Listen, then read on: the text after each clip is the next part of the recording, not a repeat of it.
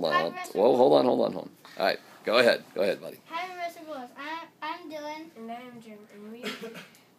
And we are here today because of our passion for robots. How did you become an expert at robotics?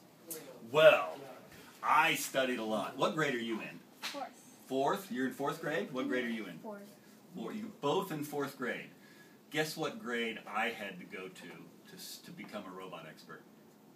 21st. Close. It's even higher.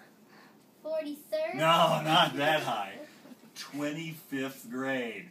I had to go to 25th grade. I studied a lot to become a robot expert. But it was fun, because I got to build things like this all the time. And these were fun. Yeah, so what I did was I went through 12th grade, that's high school, right? And then I did 4 years as an electrical engineer. So that's like 16th grade. Now, what's an electrical engineer? That's somebody who knows how to work on electronics, like the sensors and the motors and the brain of the robot. Well, then, you know what I did? I did 2 more years. Wow, we're up to 18th grade. I did 2 more years in a mechanical engineering. That mechanical engineers, they design things like the gears and the transmissions and these funny shapes. Did you know you could take paper and turn it into a robot? No. Well, it's kind of hard. You can see all those careful shapes. They're all folded up real special, and every fold has a special purpose. So I had to learn how to do that. And then I did 7 more years, 7 more grades. That's where we get up to 25, working on the software. That's how robots think. Okay? So that's what I had to do. But it was fun because I got to build some really neat robots. Okay. What was your passion for robotics at a young age? Wow, that's a good question. Because when I was a kid, I used to always build things down in my mom's basement. I had a train set, and I still have a train set, and slot cars. I have some cool slot cars. And model rockets. I used to launch model rockets. That was really fun. And lots of bicycles. I used to work on bicycles a lot. In fact, you know what I did? Let me see, this was when I was still in school. It was 23rd grade. Because I had worked on all these bicycles, and I knew how to take bicycles apart and do all kinds of things. You know what I did? I built a 7-foot-tall T-Rex dinosaur out of bicycles. I even have some pictures. I'll have to show them to you. But I took bicycles and I turned it into a big walking dinosaur for Halloween. We used to do a haunted house. But I made a robotic dinosaur, and it has a head. I made the head out of fiberglass. And it has big teeth and a big mouth. Arr! But I had special motors, right? I had a motor on the mouth that opened the mouth. I had a motor on the head so it could look around. I had big motors on the legs. And those are the things that I learned how to build just at home. This was, when I was in about your age is when I started, in 4th grade when I was hooking up batteries and things together. But also a really important thing happened when I was just gotten out of high school. There was a big accident. Well, it wasn't a big accident. There was an accident at a power plant. It was a nuclear power plant. Because nuclear plants can be dangerous because of the radiation, they didn't want to send people in there. And I thought, well, gee, and I was working at this company at the time, and it was during the summer, it was my summer break, and we started thinking, well, gee, you know what would be great if there was a robot that could go inside the power plant to see what's broken, right? To maybe turn some valves and shut off water, or open doors and see, because you don't want to send people in there; they might get hurt. Mhm.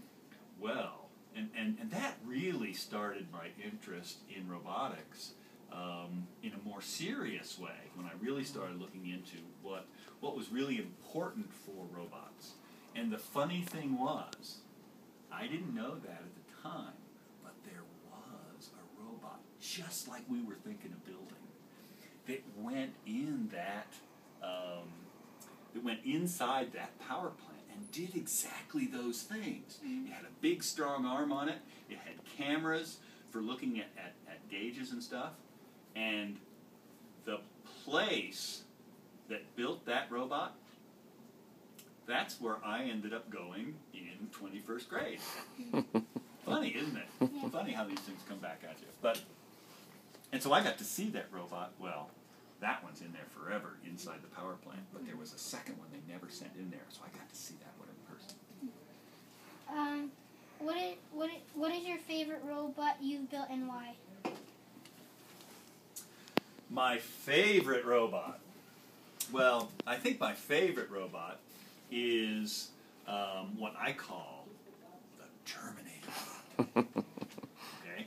Now, you might not have seen the Terminator movie. Have you seen the Terminator movies? No. Probably not. You've seen it? No. The Terminator is a movie with Arnold Schwarzenegger. He was a big bodybuilder, and it was a scary robot movie about the robots trying to take over. But they called the big, meanest robot, they called it the Terminator. And so you might think that I built a big, scary Terminator robot. But actually, mine's only this big. It's about that long. We'll go see it. And I built several of them. And what we use ours for is not to scare people. It's for search and rescue.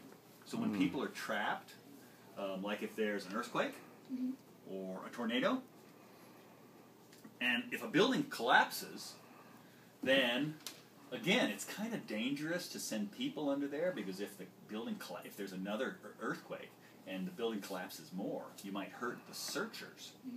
And so we build that for search and rescue. It's to go in and try to help people who might be trapped. Does Jaron have a question next? No, it's mine. Oh, okay, sorry. Did your passion inspire you to teach, or were you always interested in teaching? It was my passion that inspired me to teach, because when I first started getting interested in robots, I wasn't really interested in being a teacher. Because I wanted to build robots. I thought, wow, this is going to be fun. I wanted to be an engineer. I wanted to go out and build these robots and have all this fun. But then I started, and so I went to work for a while. I worked at a big company called IBM. And that's when I started realizing that, and while I was there at IBM, and I was building robots that worked on the assembly line. They were manufacturing robots. And I started doing a little bit of teaching in my spare time. And I realized that that's the way, not only can I build robots, but I can teach other people how to build robots. And then, think how many more robots would get built. Yeah. So yeah, it really came from my passion for robots that I got interested in teaching. Okay. Can you remember the first robot that you made? If so, what did it do? Yes, I do. It's a robot called Robbie. Robbie the robot. And I built it out of bicycle parts. But this was when I was in school at Purdue, and this was after high school. And it came out of that, remember I told you that power plant? The power plant got broken, and we wanted to build a robot. And so we did all these designs and everything. And so what I did, that first summer, we developed this kind of neat concept of what this robot would look like. But then I went back to school. And then when school was done, well, no, actually it was before school was done. Because I worked at the same company, so I worked at a company over the summer, then I went back to school. But But I would go back to the company because the company was in my hometown. And so it was near my house where my mom lived. And I would go back and see my mom. And I would work for them, sometimes on the weekends and sometimes at Christmas break when I had some time off. And so they helped me. I said, hey, you know, remember that robot we were designing over the summer? I said, let's build it. And they said, well, you know, we won't build it during work day, but says you can use the machine shop and you can build it at night. Mm-hmm. And I said, well, that'd be great. And so I started building that version of what we had designed over the summer. And then I talked to a teacher at my college, and he said, wow, yeah, this is really neat. And I started working with him, and we ended up building Robbie. Now, Robbie was made out of, I went to the junkyard, and I got all kinds of parts. I got bike parts, and you know, oh, one of the funnest things we did, I went to the junkyard, okay, and I was looking for motors for the arm. And the problem with the arm is I wanted to make a long arm, but that means it's heavy. Ugh. And you know when you hold your arm out for a long time, it gets tired? Well, motors feel the same way. And so I needed really lightweight motors for the arm. And in fact, what I did was I put the motors up near here so that the body would hold the motor, and then I had cables run down to the joints, making the elbow move and making the wrist move. But I had to find motors that would work. And so I just went through the junkyard looking around for parts. I said, I don't know. I don't want a big engine from a car, but maybe I can find some little motors that'll work. And you know what? I found some really cool electric seat motors. I was crawling through the junkyard and I found a big 1969 Chrysler Imperial. Do you know what that is? No. It's like a limousine, but it's 50 years ago. And so it was an old limousine back then, but it's a really big car. But it had really nice, thick seats, and what I found was underneath the electric seats, right, they had these really cool motors. And in fact, there were 3 motors all together in a little tiny package. And they had, like an octopus, it had cables sticking out everywhere because they had the same problem. They wanted to have some motors that could move the seat around to make it more comfortable. But they put all the motors together in one place. That's what I wanted to do. And then they used cables to run out and actually control the different parts of the seat. Like it would tilt the back, and it would raise and lower it, and doing all those things.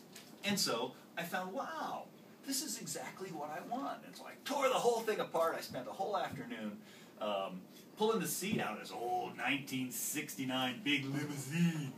And I used that for Robbie. And we built it, and it was really neat. And we put a wristwatch on him.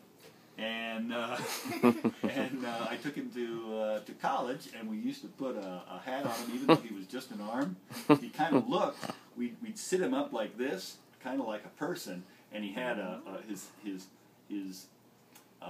his hand wasn't done at the time, and so it just kind of stuck out like a finger. It kind of looked like a nose. And when we put a hat and glasses on his hand and held his hand up like that, it looked like a face.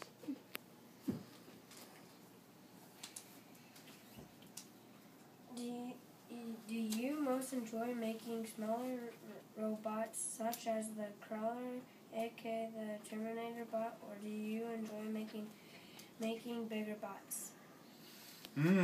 That's a good question. Because, so, to me, the size of the robot is really important. So, one size does not fit all, okay? And what I do is I try to design robots to be the appropriate size for the task. So I don't think it's good, it's better to be big or it's better to be small. What's best is to have the right size for the right job. Here, I'll give you an example. Terminator bot, right? My little robot